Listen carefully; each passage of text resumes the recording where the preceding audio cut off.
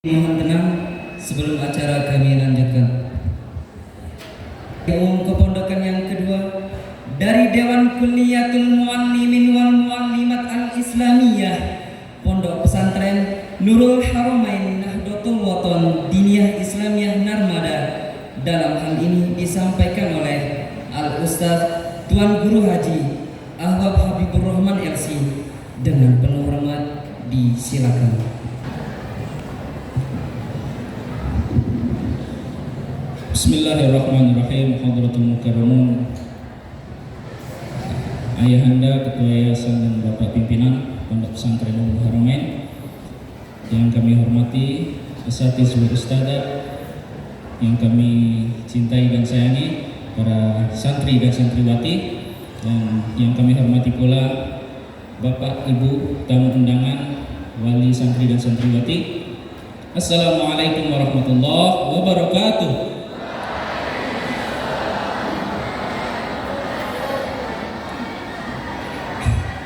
Ini jawaban salamnya persis seperti orang yang menjawab salam jam 12 malam ya. Ini masih jam 10 ya. Nah, coba sekali lagi. Assalamualaikum warahmatullahi wabarakatuh.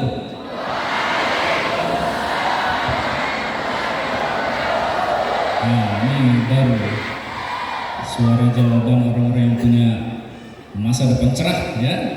Enggak madesu. Ini baru. Baik. Alhamdulillahirabbil alamin, hamdan katsiran thayyiban mubarakan fih. Alhamdulillah alladzi wa'ada lil mu'minin walil muta'allimina darajatan rafi'atan wa kana darajatul muta'allimin fawqal mu'minin bisab'i mi'ati darajah. Asyhadu an la ilaha illallah wa asyhadu anna Muhammadan abduhu wa rasuluhu wa safiyuhu wa khaliluhu. Allahumma salli wa sallim ala sayyidina Muhammadin wa ala alihi wa sahbihi wa barik wa sallim tasliman katsira. Amma ba'du. Ciri khas pondok pesantren, yang menjadi ciri khas pondok pesantren adalah, artinya kalau ciri khas ini tidak ada maka tidak bisa lembaga pendidikan itu disebut dengan pondok pesantren. Salah satunya ciri khas pondok pesantren itu adalah asrama. Apa artinya asrama?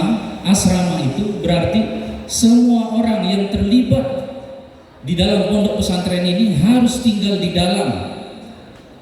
Mulai dari santrinya tinggal di dalam pondok, dalam asrama. Guru-gurunya, ustadz dan ustazahnya juga tinggal di dalam asrama. Bahkan sampai pimpinannya, kiainya, tuan gurunya juga tinggal di dalam asrama. Itulah salah satu ciri khas. Maka ketika santrinya tidak tinggal di asrama, atau salah satu dari yang tadi itu tidak tinggal di asrama, maka tidak bisa dikatakan lembaga pendidikan itu sebuah pondok pesantren. Ya, paham ini ya? Ya, jadi harus di asrama. Ya. Maka guru yang sering pulang, ya, ataupun santrinya yang sering pulang, ya, itu tidak memenuhi standar untuk dikatakan sebagai santri atau santriwati karena tidak tinggal di asrama.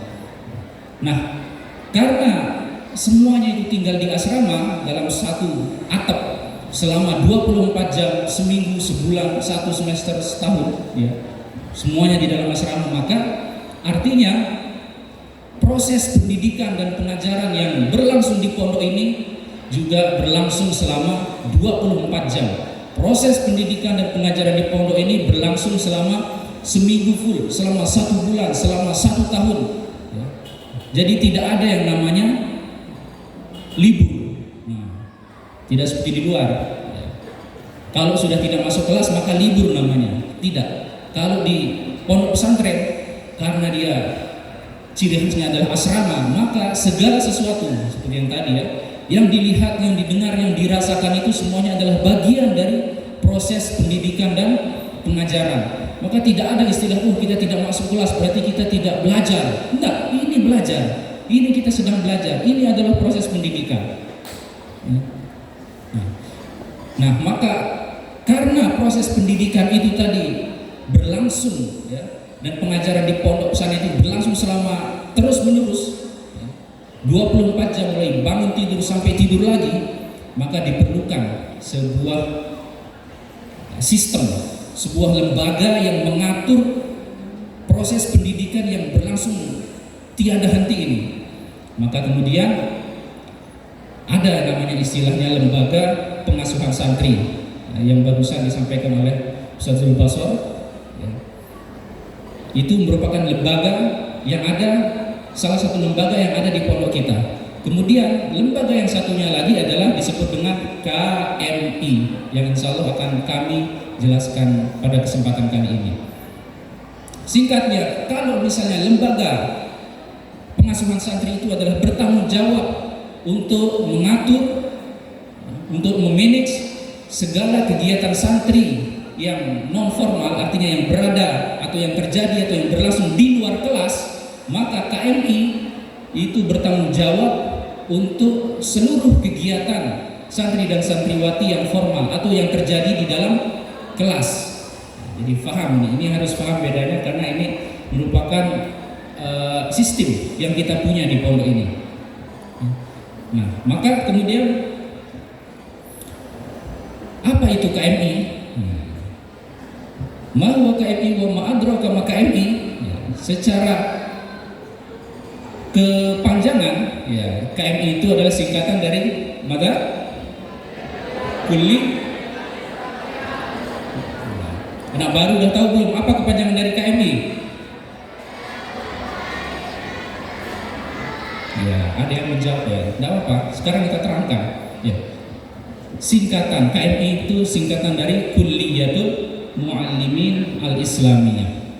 Jadi KMI ini sekali lagi merupakan lembaga ya, yang ada di pondok kita yang tanggung jawabnya adalah untuk mengatur ya, segala aktivitas, kegiatan atau program atau bahkan kurikulum yang berlangsung di dalam kelas atau yang terjadi di dalam kelas.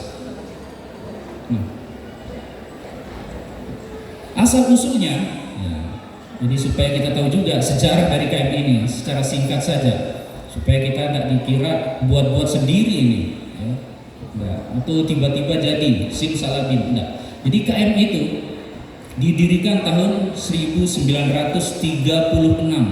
bahkan sebelum Indonesia merdeka.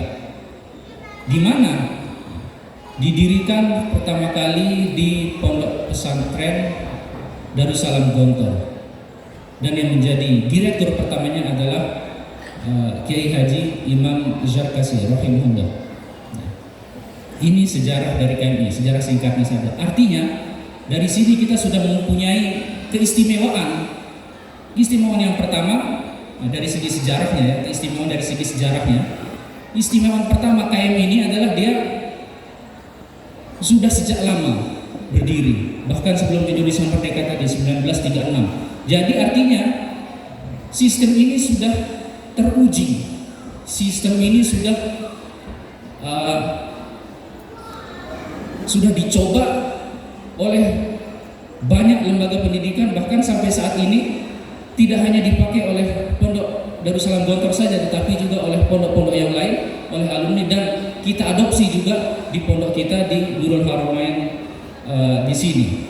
Itu keistimewaan yang pertama. Dan yang kedua, istimewa dari segi sejarahnya, sistem KMI ini adalah sistem yang orisinil, yang original, merupakan produk asli dari pesantren, ya, produk asli dari pondok pesantren, bukan buatan pemerintah, bukan buatan LSM, bukan buatan ahli-ahli pendidikan di barat atau di timur, tetapi asli KMI ini adalah produk asli sistem pendidikan pengajaran yang dibuat langsung oleh pesantren. Dan pada zamannya KMI itu adalah menjadi sebagai alternatif atau sebagai jawaban, di mana ketika orang-orang mengira pondok pesantren itu hanya bisanya mengaji saja ya, atau hanya berkaitan dengan masalah ibadah saja, nah, KMI ini muncul. KMI ini, sistem KMI ini muncul untuk memberikan jawaban bahwasanya santri dan santriwati itu juga menguasai hal-hal yang lain, atau bahasa sederhananya ilmu agama dan ilmu umumnya itu lengkap, komplit. Secara singkat, KMI ini adalah sistem yang paket komplit. Jadi sistem yang menjalankan proses pendidikan dan pengajaran. Ya, paham ya sistem ya. Ya kalau kita analogikan itu seperti HP misalnya. Ya. Nah, semuanya kan punya HP sekarang. Insya Allah paham. Ya sebagian besar lah, kalau tidak semuanya. Kan di HP itu kalau supaya bisa kita gunakan untuk nelpon, nonton video, untuk kita bisa ngirim pesan itu kan harus ada sistemnya. Maka dalam HP itu kemudian ada namanya Android sistemnya. Ya, ada namanya iOS. Ya itu supaya HP itu bisa berjalan sebagaimana mestinya, supaya HP itu bisa bermanfaat, supaya HP itu bisa bekerja sesuai dengan yang ingin. Maka nah itu tadi ada sistem juga di pondok ini yang kita sebut dengan sistem KMI, Kulliyatul Muallimin Al-Islamiyah, supaya proses pendidikan dan pengajaran, supaya program-program, supaya kurikulum-kurikulum, supaya kegiatan-kegiatan yang ada di pondok ini khususnya yang berkaitan dengan kegiatan formal atau yang berada di dalam kelas itu bisa berjalan. Itu bisa berjalan. Nah, maka di pondok ini kemudian kita mengadopsi yang namanya sistem KMI. Itu dia. Kemudian ada apa saja? Ada apa saja di KMI ini? Ya seperti sistem tadi, sistem Android tadi. Ada macam-macam aplikasi di dalamnya. Maka sistem KMI ini juga kita punya macam-macam. Ada programnya, ada kurikulumnya, dan ada kegiatan-kegiatannya. Dari segi program-program, ya. Program yang kita tawarkan di sini adalah MTS dan MA, Sanawiyah dan Aliyah. Tingkat menengah, ya, tingkat menengah. Jadi lembaga pendidikan tingkat menengah setara Sanawiyah dan Aliyah. Ya, jadi meskipun KMI yang dimana tadi ini adalah merupakan sistem yang orisinil dari pondok pesantren, tapi kami di sini supaya proses pendidikan dan pengajaran ini lebih menyeluruh, lebih holistik dan bisa berkelanjutan, maka akhirnya kami memadukan antara KMI dan juga apa yang ada di pemerintahan kita, sehingga program-program yang kita tawarkan di KMI ini adalah jenjang MTS dan jenjang MA. Ya meskipun di bawah yayasan ini juga kita masih ada lembaga-lembaga pendidikan lain, mulai dari TK sampai ke madrasah ibtidaiyahnya, madrasah ibtidaiyah sudah ada juga. Tapi KMI adalah khusus yang bertanggung jawab kepada lembaga pendidikan tingkat menengah yang di dalamnya ada program MTS dan Aliyah. Nah, ini program-programnya. Kemudian kurikulumnya apa? Tentu harus ada kurikulumnya saja. Di sistem ini harus ada kurikulumnya. Ya. Apakah di pondok ini kita memakai kurikulum apa namanya? Terlalu banyak nama kurikulumnya. Sampai kita nggak tahu nyebutin 2004, kurikulum 2006, 2013, kurikulum Merdeka. Ya, banyak lagi teori-teori pendidikan. Apakah kita pakai teori behavioristik ataupun kognitif ataupun apa namanya teori-teori pendidikan, sibernetik, humanistika. Apa kurikulumnya di sini? KMI ini apa kurikulumnya? Secara prinsip, secara dasar, KMI ini kurikulumnya adalah keseimbangan. Artinya keseimbangan semuanya kita masukkan.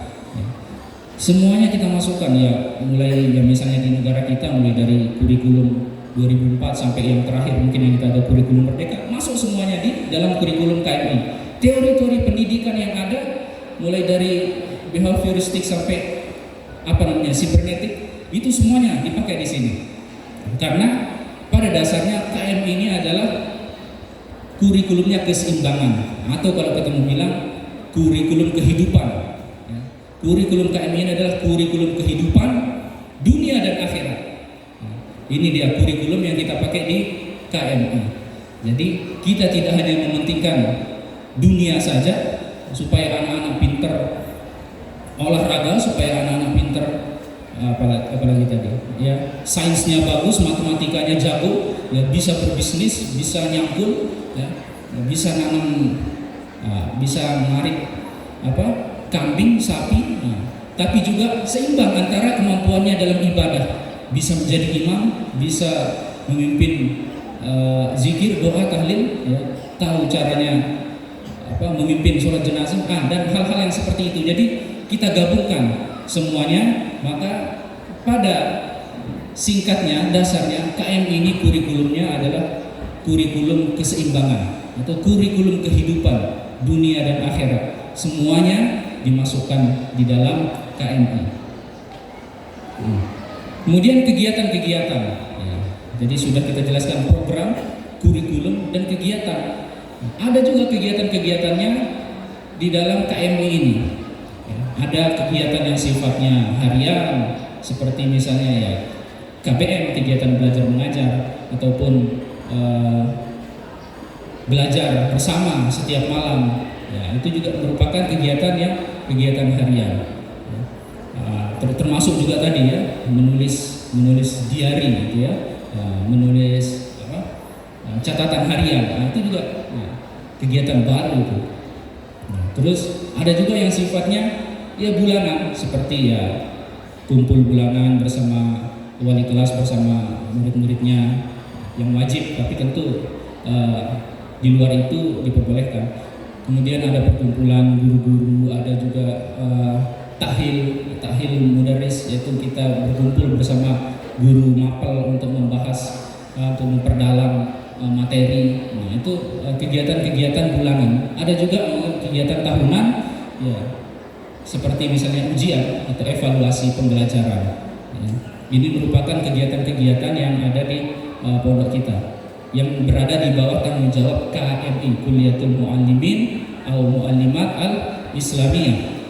Nah, kegiatan tahunan juga misalnya seperti amaliyatut tadris, ya, pelatihan mengajar, praktek mengajar bagi santri dan santriwati kelas akhir KMI. Ya. Nah, ini semua kegiatan-kegiatan. Nah, terkait dengan misalnya evaluasi pembelajaran atau ujian, ya, maka kita di sini punya bentuk sendiri. Ya. Nah, jadi ujian kita di sini ada berupa ujian lisan dan ada atau syafahi, dan juga ada ujian tulis atau ujian tahriri. Nah, kemudian hasil ya seperti di luar ya, ada ujiannya juga. Hasil dari ujian ini, hasil dari evaluasi pembelajaran ini kemudian akan menghasilkan raport, yang dimana raport kita juga tidak hanya satu. Ya. Raport kita di sini punya 3 raport. Ya. Raport kita ada raport yang dari Kemenak gitu ya, dari versi pemerintah. Dan kita juga punya raport kepondokan dan juga ada raport kegiatan. Jadi ada 3 raportnya. Maka Bapak Ibu wali santri dan santriwati, kalau ingin melihat hasil dari proses dan pendidikan anak-anak Bapak dan Ibu yang murni, ya, yang masih original, yang belum ada perubahan, maka besok lihat di raport pondoknya. Kalau misalnya raport Kemenak itu sudah diatur sedemikian rupa, maka silakan lihat nanti bagaimana raport kepondokannya. Di sanalah semua tercantum hasil belajar ataupun proses pendidikan yang sudah dijalani oleh santri dan santriwati kita, yang dimana hasilnya ini murni atau jujur, ya, tidak ada perubahan. Ini dia dari segi kegiatan. Nah, inilah dia secara singkat apa itu Kulliyatul Muallimin Al-Islamiyah. Dan terakhir, tentu mengapa KMI? Ya kan, akhirnya kenapa harus pakai KMI? Nah, itu juga yang menjadi pertanyaan ultimate, nah, istilahnya pertanyaan ujung. Kenapa KMI? Dari sekian pemaparan ini tadi, mungkin sudah ada yang bisa menyimpulkan, ya, karena KMI ini kurikulumnya ya seimbang, dunia dan akhirat. Karena KMI ini ya dia sudah lama, sejak tahun 36, karena KMI banyak berbagai versi. Tetapi mengapa KMI? Ya, harus ada tujuan, ya, harus ada tujuan. Kita harus punya tujuan atau niat akhir dari proses pendidikan dan pengajaran ini. Karena ya kita bicara sedikit tentang tujuan pendidikan, ya, di luar. Kalau di barat itu sejarah pendidikan oleh Alexander Inglis, ya, ahli pendidikan tahun 1918, dia sudah menulis buku sekolah-sekolah atau lembaga-lembaga pendidikan di barat itu dia muncul karena revolusi, karena revolusi yang terjadi di sana, entah itu revolusi industri di Inggris, kemudian merambat ke seluruh negara di Eropa, kemudian ada revolusi Prancis, kemudian ada revolusi Amerika. Nah itu kan gejolak politik, sehingga ada ide untuk mendirikan lembaga pendidikan yang dimana lembaga pendidikan ini tujuannya di barat sana untuk mengatur, ya, untuk mengendalikan, untuk mengontrol rakyat, ya, supaya tidak terjadi lagi revolusi ini. Nah, maka gimana caranya supaya rakyat itu taat-taat saja, iya-iya saja? Maka dibuatlah lembaga-lembaga pendidikan, ya, supaya bisa diatur. Nah, akhirnya lembaga pendidikan di barat itu membuat semua orang itu menjadi seragam, ya, dipaksa menjadi yang menjadi dokter di sini tempatnya, yang menjadi arsitek di sini tempatnya, yang ahli matematika ini dia. Pokoknya dibuat masyarakat itu, publik itu dibuat seseragam mungkin supaya gampang diatur. Ya. Nah, maka sebenarnya pendidikan di barat itu justru menjadi senjata pemusnah, ya, senjata pemusnah massal, ya, sebenarnya, dan sangat efektif. Ya, sehingga ya sebenarnya bukan bom atom, bukan nuklir, ya, senjata pemusnah massal itu, tapi pemusnah massal itu sebenarnya pendidikan. Kenapa dia menjadi senjata pemusnah massal? Karena tujuannya yang salah. Ya. Maka hasil warisannya sampai ke sini adalah tujuan-tujuan yang seperti itu. Nah, artinya kemudian kita mungkin teman-teman ataupun saudara-saudara atau mungkin kenalan-kenalan kita, kenapa kamu sekolah di sini? Oh, biar saya dapat kerjaan. Oh, kenapa sekolah di sini? Oh, biar saya bisa jadi pegawai. Oh, kenapa sekolah di sini? Biar saya bisa jadi. Ini adalah tujuan-tujuan yang mulia sebenarnya, yang baik dan tidak ada salahnya, tapi tidak bisa kita jadikan sebagai tujuan utama. Maka di KMI tujuan kita di sini adalah Kulliyatul Muallimin Al-Islamiyah. Jadi nama KMI ini bukan sekedar nama, tetapi nama dari KMI ini juga menjadi tujuan dari KMI itu sendiri. Ya. Jadi tujuan atau niat dari KMI itu atau proses pendidikan dan pengajaran yang dibawa oleh sistem KMI ini tujuannya adalah apa? Ya tujuannya, nama dari KMI itu adalah tujuannya itu Kulliyatul Muallimin Al-Islamiyah. Kalau kita terjemahkan kuliah yaitu lembaga tempat pembentukan, ya, atau persemaian, ya, atau tempat pelatihan, kuliah. Muallimin artinya adalah guru-guru, pengajar-pengajar al-Islamiyah yang berpola pikir, yang bercara pandang atau yang memiliki world view Islam. Ya. Jadi tidak hanya sekedar guru, tidak hanya sekedar pengajar, ya, tapi juga guru pengajar yang memiliki world view atau cara pandang Islam. Jadi segala sesuatu diukur atau dilihat dari sudut pandang Islam. Jadi KMI ini tujuannya supaya segala atau semua yang mengikuti proses pendidikan dengan sistem KMI ini punya cara pandang atau world view yang Islami. Dia memandang segala sesuatu itu dari sudut pandang Islam, sehingga kalau sudah dipandang sesuatu itu dari sudut pandang Islam, dia akan menjadi sesuatu yang benar, yang baik, yang bermanfaat, yang makmur dan memakmurkan. Cara pandang yang Islami itu juga akan menghasilkan keikhlasan, kemudian kesederhanaan, akan menghadirkan ukhuwah Islamiyah atau persaudaraan, dan juga kemandirian dan apa terakhir, kebebasan. Cara pandang yang Islami itu juga akan membentuk budi yang tinggi, ya, tubuh yang sehat, kemudian apa lagi, pengetahuan yang luas, dan juga kebebasan yang terarah.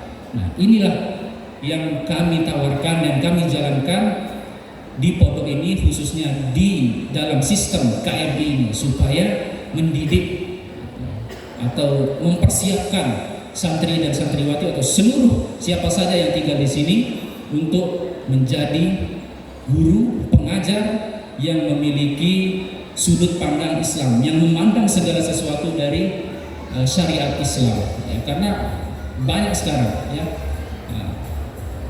kita memandang, oh apa pakaian yang bagus, apa makanan yang enak, ya, apa hiburan yang bagus, itu kita melihatnya kemana? Nah, kita melihat ke influencer. Oh, kalau influencer ini potongan yang bagus itu ada keletnya sedikit di sini. Oh, kalau kata influencer ini jilbab yang bagus itu harus sampai diikat-ikat lehernya sampai kayak mau gantung diri harus. Oh, kalau kayak influencer ini kerudung yang bagus itu harus sampai luncung ke atas kayak pocong. Kata influencer ini, kata TikTok ini, kata YouTube ini, ya hiburan yang enak itu kalau kita pergi healing ke kemana? Ke bukit apalah namanya ya. Bukit ini kita pergi healing ke sana kita Jadi sudut pandang kita tidak diatur atau tidak didikte oleh sesuatu yang salah ini oleh influencer atau influenza yang kita tidak tahu bagaimana kehidupannya, yang kita tidak tahu bagaimana backgroundnya dan segala macam. Nah, maka di sini kita ajarkan supaya semuanya memiliki pola pandang world view Islamik. Segala sesuatu itu dipandang apakah dia ini benar. Kalau dia sudah benar, apakah sesuatu ini baik? Kalau dia sudah baik, apakah dia bermanfaat? Kalau sudah bermanfaat, apakah sesuatu ini bisa membuat dia makmur, atau bahkan lebih baik lagi bisa memakmurkan orang lain. Nah, ini adalah visi-visi atau falsafah-falsafah yang kita tanamkan di dalam KMI supaya semuanya atau secara menyeluruh di dalam pondok ini, ya, supaya semuanya mempunyai cara pandang Islam. Ya, jadi kalian santri dan santriwati tidak lagi mendengar artis sosmed ini, tidak lagi mendengar artis. Mungkin kalian mendengar, ya, tapi kalian mendengar itu dalam rangka untuk menyocokkan. Oh, ternyata ya kata artis ini tidak sesuai dengan cara pandang Islam, jadi tidak usah kita ikuti. Nah, jadi gitu ya. Cuma mungkin yang menjadi pertanyaan, Kuliyatul Muallimin Al-Islamiyah, persemaian atau pelatihan atau pembinaan guru-guru Islam. Artinya apakah kemudian semuanya harus menjadi guru? Karena muallimin di sini artinya adalah guru, ya. Artinya kembali lagi dong ke pekerjaan, ya. Ya, tidak. Sebenarnya yang dimaksudkan muallimin di sini adalah guru ini bukan supaya semuanya menjadi guru, tetapi muallimin atau guru di sini adalah simbol, ya, adalah simbol ilmu yang bermanfaat, ya. Jadi ilmu yang bermanfaat, ilmu yang berkah itu kan ilmu yang bermanfaat, ilmu yang diamalkan. Nah, apa simbol orang yang mengamalkan ilmu, ya, orang yang memanfaatkan ilmu atau orang yang menebar ilmu kepada orang yang lain, itu adalah simbolnya adalah guru, ya kan? Nah, tapi sebenarnya intinya di sini adalah supaya ilmu-ilmu yang kita dapatkan itu bermanfaat, berkah untuk orang lain, yang dimana keberkahan dan kebaikan ilmu tersebut sesuai dengan apa yang dituliskan atau apa yang difirmankan oleh Allah Subhanahu wa taala di dalam Quran, dan apa yang disampaikan atau disabdakan oleh Rasulullah SAW di dalam hadis-hadisnya, sehingga gabungan dari antara Quran dan hadis itu membuat kita memberikan kita teropong, memberikan kita kacamata, sehingga segala sesuatu yang kita lihat itu sesuai dengan syariat Islam. Maka jadilah dia Kuliyatul Muallimin Al-Islamiyah. Maka inilah dia secara singkat Bapak dan Ibu wali santri dan santriwati, apa itu KMI dan apa saja yang ada di dalam KMI, dan juga terakhir tadi mengapa harus KMI, mengapa harus Kuliyatul Muallimin Al-Islamiyah. Semoga bisa difahami dan dimengerti oleh kita semua, dan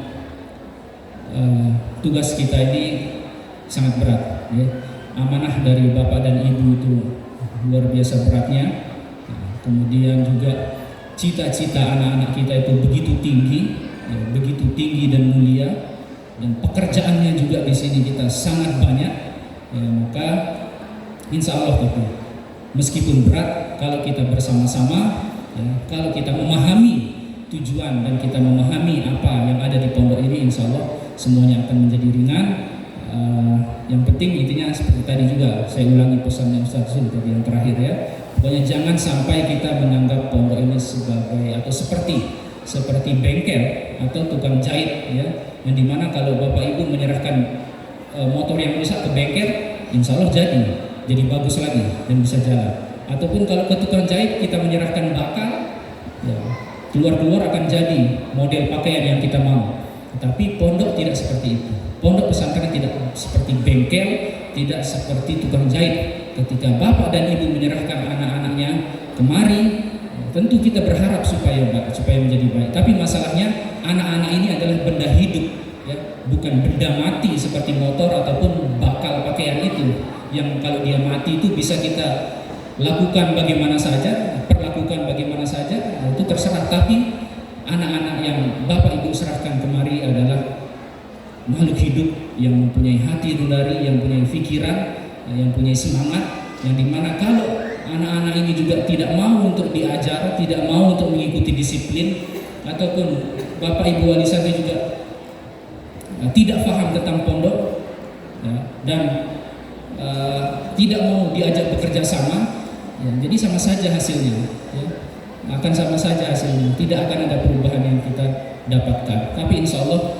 dengan harapan dan dengan niat dan tujuan yang baik, insya Allah anak-anak santri dan santriwati kita akan keluar dari pondok pesantren ini membawa ilmu yang bermanfaat, membawa ilmu yang barokah, dan membawa yang paling penting pola pikir atau sudut pandang yang memandang, melihat, dan memikirkan dan menimbang segala sesuatu melalui syariat Islam.